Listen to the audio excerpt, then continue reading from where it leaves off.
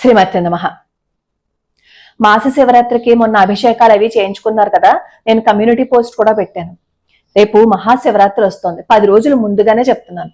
మాస శివరాత్రి రోజున పాపం చాలా ఆలస్యంగా చూసిన వాళ్ళు ఏం చేశారు అంటే మధ్యాహ్నం వరకు గోత్రనామాలు అవి పంపించారు. అలా కాకుండా ఈసారి 10 రోజులు ముందుగానే చెప్తున్నాను కాబట్టి నేను కింద డిస్క్రిప్షన్ లో ఇచ్చే నెంబర్ కి ఫోన్ పే గానీ గూగుల్ పే గానీ 216 రూపాయలు మీరు చేసి, ఎవరైతే 216 రూపాయలు గూగుల్ పే గానీ ఫోన్ పే గానీ చేశారో వాళ్ళ గోత్రనామాలు అదే నెంబర్ కి వాట్సాప్ చేయండి. దయచేసి ఫోన్ చేయకండి, ఎందుకంటే మన వల్ల ఇంకొకళ్ళు ఇబ్బంది పడకూడదు. మీకు ఖచ్చితంగా మీరు అక్కడ నమోదు చేసుకున్నారు అంటే మీ పేరున అక్కడ అభిషేకం జరిగి తీరుతుంది, అందులో ఎటువంటి సందేహము లేదు. నేను తరచుగా చెప్తూ ఉంటాను, మనకి ఏవైనా ఇబ్బందులున్నా, కష్టం ఉన్నా, ఏవైనా బాధలున్నా సరే మనం మాస శివరాత్రి రోజు కానీ మన జన్మ నక్షత్రం రోజు కానీ రుద్రాభిషేకం చేయించుకుంటూ ఉంటే మనకి ఏదైనా కష్టాలు బాధలు ఉన్నా మనకి తెలియకుండానే దూరం అయిపోతాయి. నేను ఎప్పటి నుంచో చెప్తున్నాను ఈ అభిషేకాల గురించి. చాలా మంది నాకు మెయిల్స్ కూడా రాస్తూ ఉంటారు, అమ్మ మేము ఇలా అభిషేకం చేయించుకున్నాం, మొదట్లో మాకు అంతగా నమ్మాలి అని అనిపించలేదు, ఎందుకంటే చాలా మంది చెప్తూ ఉంటారు కదా, అలాగే మీరు కూడా చెప్తున్నారేమో అని అనుకున్నాము. కానీ అలా మేము 6-7 సార్లు చేయించుకున్న తర్వాత అద్భుతం అంటే ఏంటి అనేది మేము కూడా అనుభవిస్తున్నాం అమ్మా. అట్టడుగు స్థితిలోకి వెళ్ళిపోయిన మేము ఈ రోజు కాస్త నలుగురికి అన్నం పెట్టే స్థితిలో ఉన్నాము అంటే దానికి కారణం మీరు చెప్పిన మాటేనమ్మా అంటారు. అది నేను చెప్పింది ఏం కాదు. మన కర్మ తీరిపోతోంది అని అనుకోండి, అప్పుడు వినాలనిపిస్తుంది. మనకి ఇంకా కర్మ అలాగే ఉందనుకోండి, వెంటాడుతూ ఉందని అనుకోండి, ఎవరు చెప్పినా వినరు. పైగా మనం వినాలి అని అనుకున్నా పక్కవాడు ఎవడో చెడగొడతాడు అనమాట. అలా మనం చెయ్యాలనుకున్న పనులు మనం చేయలేకపోతాం. మీకు మీ ఊళ్ళో శివాలయం ఏదైనా ఉంటే అక్కడ శివాలయంలో చేయించుకోవచ్చు రుద్రాభిషేకం. మీరు అక్కడ దగ్గరలో ఉన్న శివాలయానికి కానీ, లేదు అంటే మీకు దోషాలు లేకుండా రుద్రాభిషేకం చేసుకోవటం వస్తే ఇంట్లో కూడా మీరు చేసుకోవచ్చు. కానీ దోషాలు లేకుండా మాత్రం చదవాలి, అది మాత్రం ఎప్పుడు మర్చిపోకండి.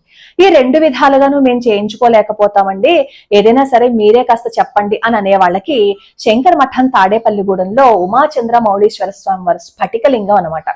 అక్కడ పైన రుద్ర యంత్రం ఉంటుంది. రుద్ర యంత్రం కింద ఉన్న స్ఫటిక లింగానికి ఒకసారి అభిషేకం చేస్తే 1000 సార్లు అభిషేకం చేస్తే ఫలితం ఉంటుందన్నమాట. అందుకోసమే నేను ఎక్కువగా ఈ శంకర మఠం గురించి చెప్తాను. మామూలుగా పర్వదినాల్లోనూ పండగల్లోనూ మనం ఏది చేసినా సరే అక్షయ ఫలితాన్ని ఇస్తుంది అని అంటారు కదా, అలాంటిది అక్కడ రుద్ర యంత్రం ఉండి స్ఫటికలింగం ఉంటే 1కి 10 సార్లు వస్తుంది అంటే ఎవరికి మాత్రం ఆశగా ఉండదో చెప్పండి. అందుకే నా ఈ ప్రయత్నం అనమాట. శంకర మఠంలో ప్రతి మాస శివరాత్రికి ఎవరైనా అభిషేకాలు చేయించుకోవాలని అనుకుంటే నేను డిస్క్రిప్షన్ లో ఇచ్చే నెంబర్ కి మీరు గోత్రనామాలు పంపించేసి 201 రూపాయి అనమాట. మామూలుగా మాస శివరాత్రికి, ఈ మహాశివరాత్రికి మాత్రమే 216 రూపాయలు. అలా మీరు పంపించారు అని అనుకోండి, వాళ్ళు అభిషేకం చేస్తారు. మీరు అక్కడికి వస్తే మీకు ప్రసాదాన్ని కూడా వాళ్ళు చేతిలో పెడతారు. ఇదంతా ఎందుకు చెప్తున్నాను అంటే, ఎంతో మంది నాకు కామెంట్స్ అవి పెడుతూ ఉంటారు కదా, ఇలా అందరికీ ఉపయోగపడుతున్నప్పుడు ఒక మంచి విషయాన్ని మనం పదే పదే చెప్తే ఏంటి నష్టం అని అనిపించింది. అందులోనూ చాలా మందికి రుద్రాభిషేకం చేసుకోవడం రాదు, పాపం వాళ్ళకి చేసుకోవాలని ఉంటుంది కానీ చేయలేకపోతారు. అలాంటి పరిస్థితుల్లో ఉన్న వాళ్ళు బాధపడకుండా ఉండడం కోసం అనమాట నా ఈ ప్రయత్నం. నేను కింద ఈ తాడేపల్లిగూడెం శంకర మఠం అడ్రస్ కూడా ఇస్తాను. ఒకవేళ ఎవరైనా సరే అక్కడికి వెళ్ళి చేయించుకోవాలని అనుకున్న వాళ్ళైనా సరే మీరు అక్కడికి వెళ్ళి చేయించుకోవచ్చు. లేదు అంటే ఆన్లైన్ లో జీపే ద్వారాను, లేదు అంటే ఫోన్ పే ద్వారాను మీరు అక్కడికి అమౌంట్ పంపిస్తే వాళ్ళు అక్కడ అభిషేకం చేస్తారు. మనం ఏ పని చేసినా నిస్వార్థంగా చేశాము అని అనుకోండి, అది ఖచ్చితంగా మనకి అనుగ్రహాన్ని ఇస్తుంది. ఇప్పుడు మీరు అక్కడికి గోత్రనామాలు పంపిస్తున్నారు అభిషేకం చేసుకోవడానికి, మీరు పంపించే ఆ 216 రూపాయలు మీ దృష్టిలో ఒకవేళ ఎక్కువ అవుతాయేమో, దానిని ఎలా సద్వినియోగపరుస్తారు అనేది నేను చెప్తాను చూడండి. అక్కడ ముముక్ష భవనం నిర్మాణం జరుగుతుంది. ఆ ముముక్ష భవనం నిర్మాణం ఎందుకోసము అంటే వేద విద్యార్థులని ప్రోత్సహించటం కోసం, అలాగే వేద సభలు నిర్వహించటం కోసం, గో సంరక్షణ చేయటం కోసం, అన్నదానం చేయటం కోసం. ప్రతి చోట అన్నదానం చేస్తూనే ఉంటారు, కానీ వేద సభలని వేదాన్ని ప్రోత్సహించే వాళ్ళు చాలా తక్కువగానే ఉంటారు. ఈ వేద విద్యార్థులకి ఉచితంగా అన్నమాట అక్కడ వేదం నేర్పించే సంకల్పం చేశారు. ఇలా వేదాన్ని ప్రోత్సహిస్తూ వేద సభలను నిర్వహించటము, అలాగే గోమాతల్ని సంరక్షించటం అనేది పరమాచార్య స్వామి వారికి అత్యంత ఇష్టమైన విషయం అన్నమాట.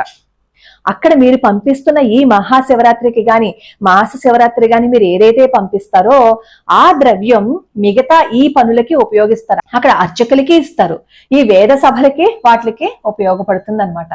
అందుకనే ఒక పని చేస్తున్నప్పుడు ఒక మంచి పని ఇంకా మీ వల్ల జరుగుతుంది అనే ఉద్దేశంతో మాత్రమే నేను ఈ ప్రయత్నం చేస్తున్నాను, అంతే తప్ప ఆ గుడిని ప్రమోట్ చేసుకోవాలనో లేదు అంటే ఆ గుడి నుంచి నాకేవో డబ్బులు ఇచ్చేస్తారనో కాదు.